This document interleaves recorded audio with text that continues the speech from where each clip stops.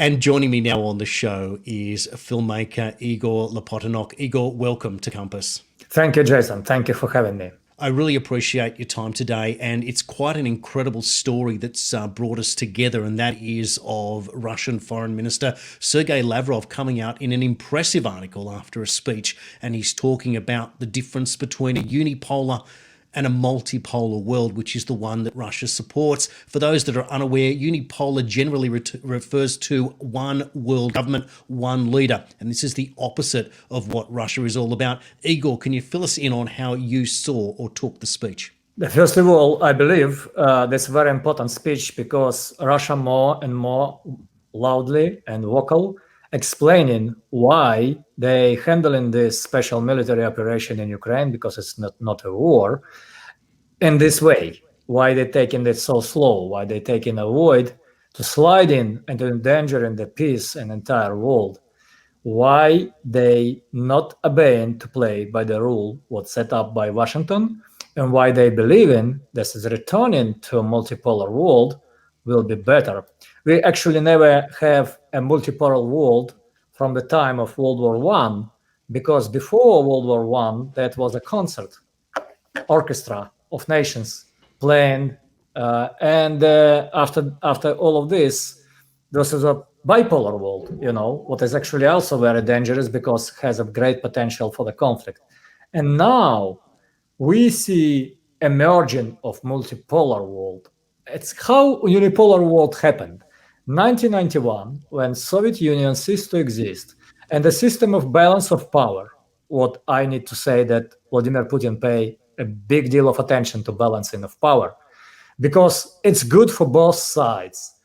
When you have somebody who is checking on you, who is preventing you from doing horrible mistakes or atrocities, so you're not abusing the power because you're completely under the surveillance and you noticed. And if something go wrong, so your actions will be immediately see the counteractions.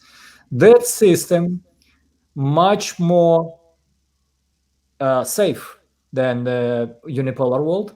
And of course, Russia, who as a Soviet Union has a great experience of building society with better governance, even if that failed, the 70-year experiment to build the communism failed in Russia, but look on China, they still holding, they still going on. We are all together still in the attempt to find a better governance.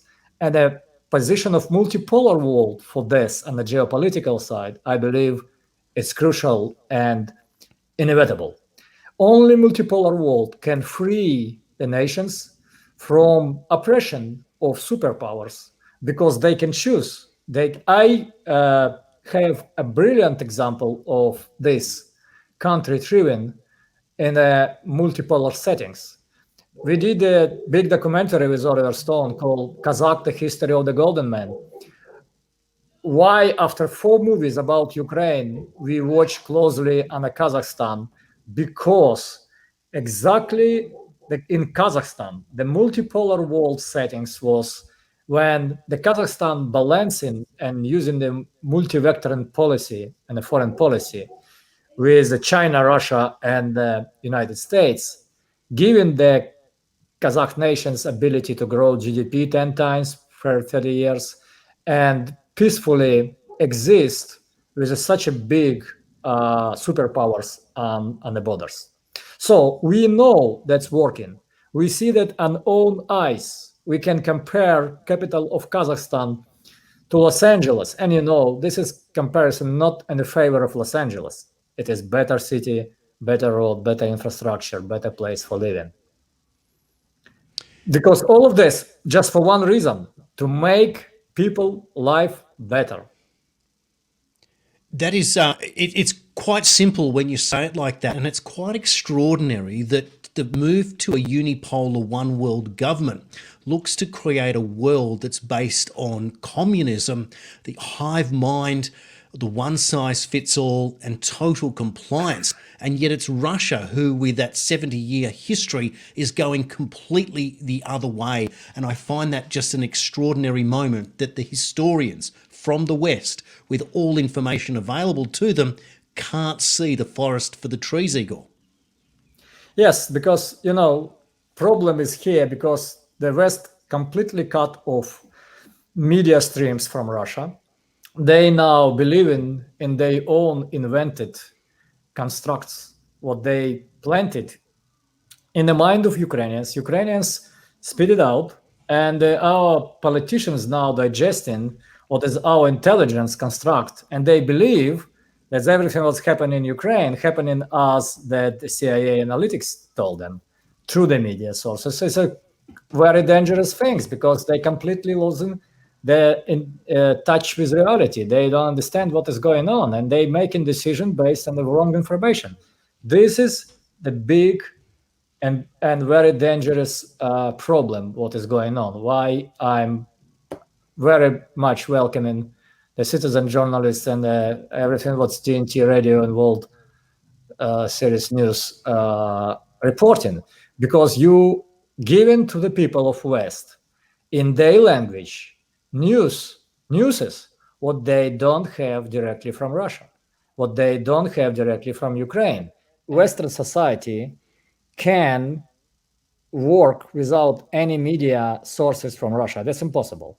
So this is why the TNT doing very good service for entire world. Thank you. I wanted to ask you now, given your connection to Oliver Stone, he was the executive producer of the film Ukraine on Fire and also Interview with Vladimir Putin. Given your connection so close to what's going on, can you speak perhaps on how Putin sees the war playing out from this point onwards? What would be the strategy? But first of all, I need to say that Putin is a man of big restraint and big control. He is understanding what is going on, how the Ukrainians under the plan constructed and the Langley and the Thames, how they trying to provoke him, how to try and engage him in a bigger conflict. No, they failed for now. They will fail further, and Ukraine will be.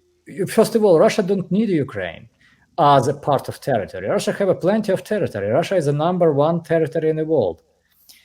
What's Russia need?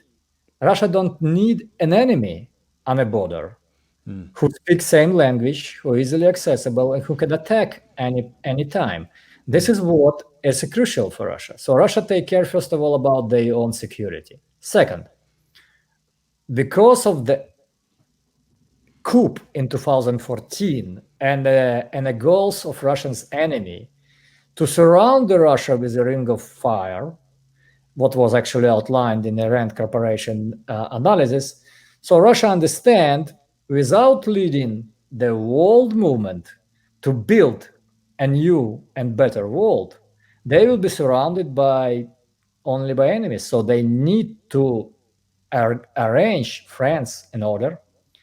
And these friends, who is actually China and India and other countries, who understand that Russia will never commanding them. Russia is never enforcing them. Russia never used the sanctions.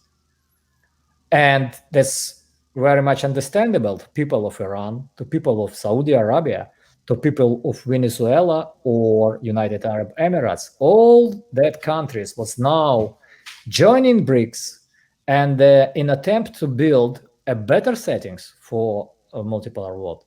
I believe that's Shanghai Security Organization and Eurasian Economical Union can play a big deal because they're the big important role because they already test a lot of strategies. No taxes, no border for that friendly countries, and no border, no passport needed, no visa, etc. So, but they don't planning to do emission of new currency maybe later, but not now. They're using just no national currency to trade, and they first of all are respecting each other's sovereignty, or they're not commanding. This is a difference because you cannot command your friends. You can make a deal with friends. Yes, you can reassure them. Yeah, you can join them, make partnership, but commanding or enforcing them, this is not a way how it's gonna work. Now, Igor, there's one other question, and it goes back a few months now. It was when Russia appeared before the United Nations Security Council and offered evidence of Ukrainian biolabs, which many considered to be part of the war there, to expose this. Have you got anything or a perspective perhaps to comment on any more developments in that area at all? This is another wrongdoing of Hunter Biden, because Hunter was involved in these biolabs. And they have that biolabs to gather and reference pathogens around the world, mostly surrounding China and Russia border. For what? Why? For what reason? Why they're not doing this in India? Why they don't doing this in Latin America? Oh, because they need a local pathogens what they can modify. The idea was connect that pathogens to the DNA. For example, you inventing the plug was only affecting Russians but not affecting Ukrainians, and they fail because Ukrainians and Russians so similar, so they cannot find a marker to separate Ukrainians from the Russians. This is a first. Second, even that Ukrainian citizens was not allowed to work on the highest level security labs. It happened before. It's happening not only in Ukraine. That's happened in Kazakhstan and Georgia. The biggest lab in Georgia, the second one in Kazakhstan, in Ukraine, and the third place, because the Russian border is long, and that's so. Biolabs. Victoria Nuland was very scared when the materials. I know materials from that biolabs come to Russian possession, and they openly publicize it. They make a very strict accusation that all people in the government and Biden administration and the associates related directly to this biolab experiments in Ukraine. I can say more, Jason. I can say that COVID was tested in Ukraine 2016, 2017. I believe myself that COVID is an artificially constructed bioweapon, what was leaked or released unintentionally or intentionally, we don't know, to the surrounding and kill 6 million people. And I believe they're going to do it again because of incoming election 2024. And all this evil plans to depopulate the earth, and they make a global reset and just simply kill, starve like a 90% of people because too much eaters. They calling us eaters. Yeah. So this is all evil plans. Even my dear friend Oliver, when I telling him this story, he said, "Oh, Igor, you're crazy. It's a conspiracy, blah blah." But when they sometimes is a conspiracy theories, the next day it's a conspiracy facts. Exactly. This is an extraordinary moment because Oliver Stone would have to be the godfather of conspiracy. His film JFK was the original film that sparked an entire generation of so-called conspiracy theorists that worked out that it was a fact. I find it extraordinary. Oliver Stone also mentioned that he chose to vote for Joe Biden, which blew my mind at the time, and I wonder if he regrets that decision. One quick last question, because it is appropriate follow-on to what you just said, but only last week the Russian Federation was one of 11 countries that decided to put up an objection to the World Health Organization pandemic treaty, which means that they were stagnated or stuck when they tried to pass that through at the UN General Assembly. So it therefore means that Russia is a spanner in the works of the globalists in their health plan to create this pandemic treaty, which was also deliberately about sharing of new pathogens. And it seems, Igor, that you have summarized what they've done in advance in your previous question. Any thoughts on whether or not Russia can hold the World Health Organization back and stop their pandemic treaty? This is very the good question. And it's up to Russians, first of all, not up to me. But I believe that's any idea to set up the world government, and not elected, but arranged world government. This is a bad idea. And we need to fight with all our might against that idea. And Russia, because my personal experience, I arriving from my abroad trips to United States, I fill in the custom declaration before. During the COVID time, everybody forget about custom declaration. We was all filing this health declaration.